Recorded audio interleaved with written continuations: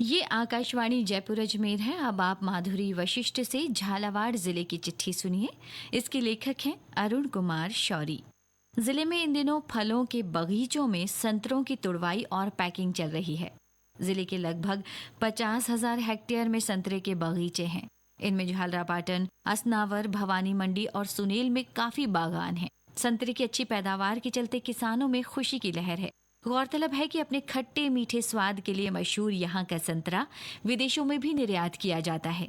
खाड़ी देशों में इसकी ज्यादा मांग है।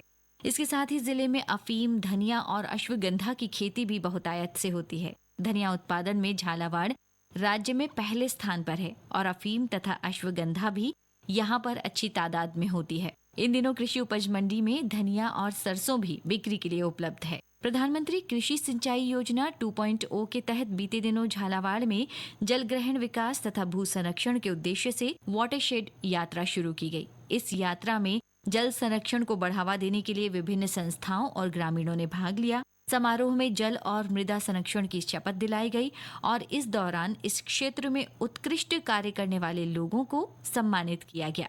इस अवसर पर मैठून ग्राम पंचायत के बोरदा गांव में भूमि पूजन, विकास कार्यों में श्रमदान और वृक्षारोपण तथा जल संरक्षण से संबंधित कलश यात्रा निकाली गई। अब जिले के घाटोली कस्बे तक रेलगाड़ी पहुंचेगी। यह कस्बा रामगंज मंडी भोपाल रेल परियोजना से जुड़ गया है। हाल ही में रेलवे ने घाटोली से आगे मध्य प्रदेश के खिलचीपुर तक रेल लाइन का 140 किलोमीटर प्रति घंटे की स्पीड से ट्रेन चलाकर परीक्षण किया।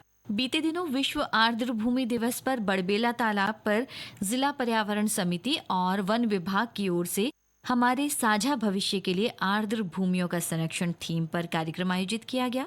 कार्यक्रम को संबोधित करते हुए जिला कलेक्टर अजय सिंह राठौड़ ने वेटलैंड्स का संरक्षण करने का आह्वान किया।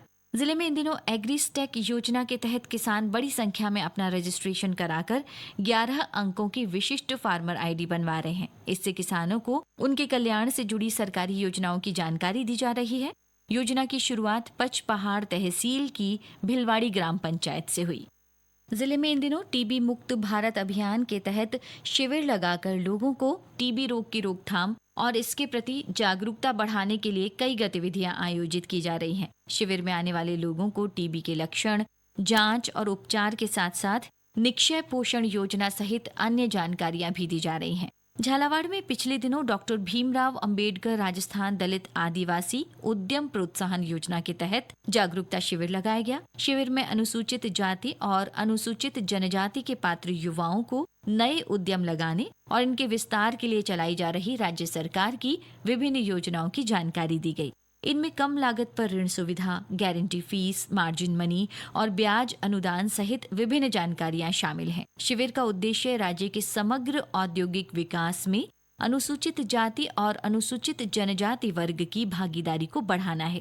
जिला कलेक्टर ने मिनी सचिवालय में हाल ही में आवश्यक सेवाओं की साप्ताहिक समीक्षा बैठक की। बैठक में विभिन्न विभागों के तहत चल रहे विकास कार्यों और लोक कल्याणकारी योजनाओं में प्रगति की जानकारी लेते हुए जिला कलेक्टर ने संबंधित अधिकारियों को आवश्यक निर्देश दिए। जिला कलेक्टर ने जन स्वास्थ्य और अभियांत्रिकी विभाग के अधिकारियों को आगामी गर्मी के मौसम में पीने के पानी की सुचारू व्यवस्था करने के निर्देश दिए। इंटरनेट दिवस पर विभिन्न कार्यक्रम आयोजित किए गए।